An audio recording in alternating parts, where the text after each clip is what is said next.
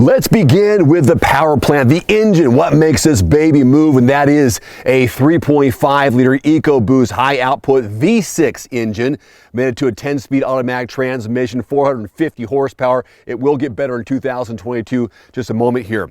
This can go 0 to 60 in 5.5 seconds. Not as fast as my Tesla Model 3, which I did a comparison with last year, but still pretty fast.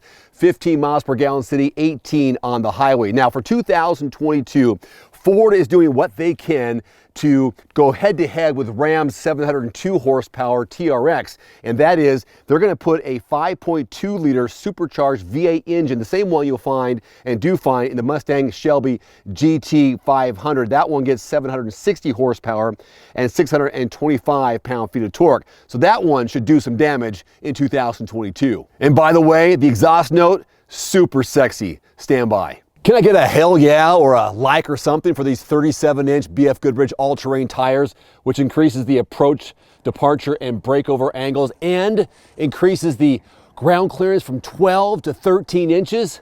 I had to add this to my list, absolutely. Damn, son! Big fan of the tailgate. You can open and close it with the key fob. And when it does come down, let's say you wanted to, your hands are full, you want to nudge it a little bit, watch this. I'm just gonna go like this, boom.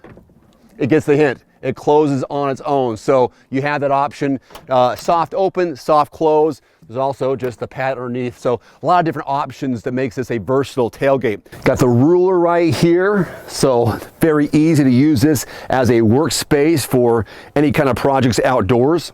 This little slot right here folds down. You can use this area right here for a clamp. So you're clamping down some wood if you're gonna be sawing something up like that. That's a good spot for a clamp. Check out the outlet options here on the inside of the bed. So charge your things as you go. The vehicle works in that capacity. Also LED lightings throughout the vehicle on this side as well as the opposite side.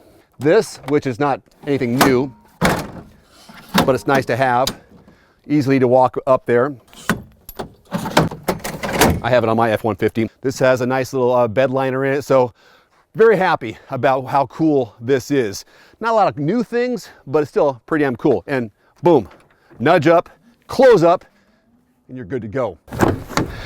F-150 Raptor, family friendly. Two ideas, two phrases, probably not used in the same sentence very often, or maybe never, but it is applicable here. I've got two full-size front-facing car seats in the back. This does seat 3 full-size adults, but you can also get 2 car seats and a full-size adult in the back and have no issues. So for moms and dads, this is a family-friendly monster truck. So whether you're going groceries, you're on road trips, this area is very useful. All the legroom in the back for the adults as well as the kids, diaper bags, groceries. This is a place that can be used for all 3 people or 2 kids, 1 kid, 2 adults, you know the whole combination. But family friendly, Ford F-150 Raptor, they do work together. This is a smart and practical and innovative way to utilize the front area for people on the go who are maybe laptop warriors, whatever you want to call them. But check this out. Press a button here. The shift handle slides down. Why? Because we've got a workspace that you can utilize right here for taking notes, for your laptop, a longer armrest. I wouldn't do that, but this workspace surface is brilliant. I made a video earlier about kind of the specs of this vehicle. I can put a link in the description below of all the different things about this vehicle. This is one of my favorite things that's practical, this work surface, and all made possible because you can adjust the shift handle here. And you still have space below this that you can use. So the compartment here is perfect for that. So a lot of cool uses for it. If you try to do that without it, it's gonna stop right there. That's why you have that option of folding that forward. So workspace, big thumbs up. Here's another one of my favorites is the back seats versatility, not just with passengers and car seats and those kind of things, but storage. Look at this. Just pull this handle right here. The seat comes up and you have a container right here that you can use for storage. But if you don't want to use that, you can do this. After lifting up this side, it closes down. And now look at all that floor space for large items, whether you're working, you're traveling, any kind of hauling of things, put it all right here and you can utilize this entire flat space. If you don't, you can lift this back up and now you have some hidden storage that you can have or utilize for things you don't want sliding around too much, whether it be tools or you name it. You can put it right inside there and then put these back where they were. and you're good to go with storage in the back. So I really do appreciate and like the versatility of the backseat area. I became an instant fan of this infotainment screen the moment I sat inside this vehicle. Huge, clear, responsive, variety. Check this out right now. So I have the music over here on the right-hand side, navigation on the left-hand side. I can swipe this over, swap their places. And then on this side over here, if I want to change what I see there, like the trip one for my miles per gallon, how much I have to empty, I can just navigate through there. So there's a lot of different things you can do with the navigation screen. Obviously there's favorites down here, however you have it organized, the different apps, Apple CarPlay, Android Auto, different settings, and so on. So the navigation screen is really cool. Up here, you got a camera angle that displays 360 degrees around the vehicle totally, which is pretty sweet. If you want to learn about some of the features on the truck itself, press features, driver assistance, go through some of those right now for you as well.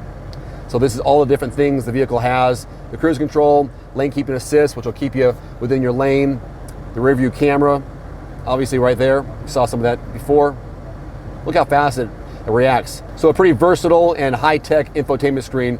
Big thumbs up. I am loving this instrument cluster and the steering wheel mounted controls that complement what you see on the cluster. For example, I'm hitting this menu button and it changes based on the arrow here, all the different options I can see about the vehicle. Let's say the Raptor info. Press OK, and you can see the power distribution when you're driving, which is pretty cool. When I hit the accelerator, the bottom, these two parts of the wheels here light up. You can see where the power is being distributed. There's the engine, how long it's been idling and engine hours and so on. So a lot of really cool stuff here, driver assistance, Raptor status, the gauges. Just kind of going through all the different things you can see while you're driving, or if you're in between, driving stops, off-road and so on. So go back to menu, looking at the different view you can have in the screen, configure your different view and so on. Okay, that's cool. Now it's also looking at the lane keeping system, turning it on. Hope you can see it. Lane keeping on. Adaptive cruise control there, voice controls, volume, setting your cruise control and so on. Over here is probably the best parts of it. You can adjust the steering feel while you're driving. So normal, comfort, sport, and then the last one is like a Baja Sport, which won't go based on my situation now. Here, damper. Again, change it up from 3 options: normal, sport, and off-road. And this is my favorite, the exhaust note. Let's go through these. I'll put the camera outside and go through what quiet, normal, sport, and Baja sounds like.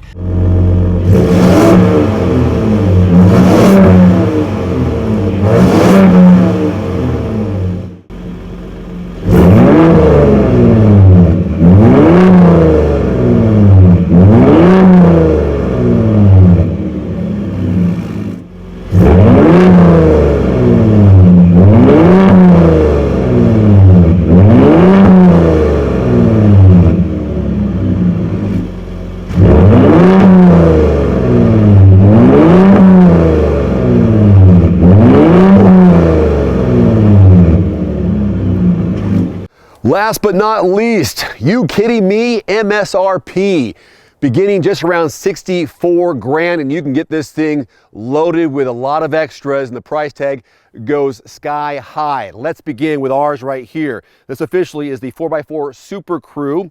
We've got the Rapid Red metallic tinted color on the outside, the Rhapsody Blue Recaro seats on the inside. The Equipment Group 801A, which they call it, is $6,100. The red tinted paint, $400.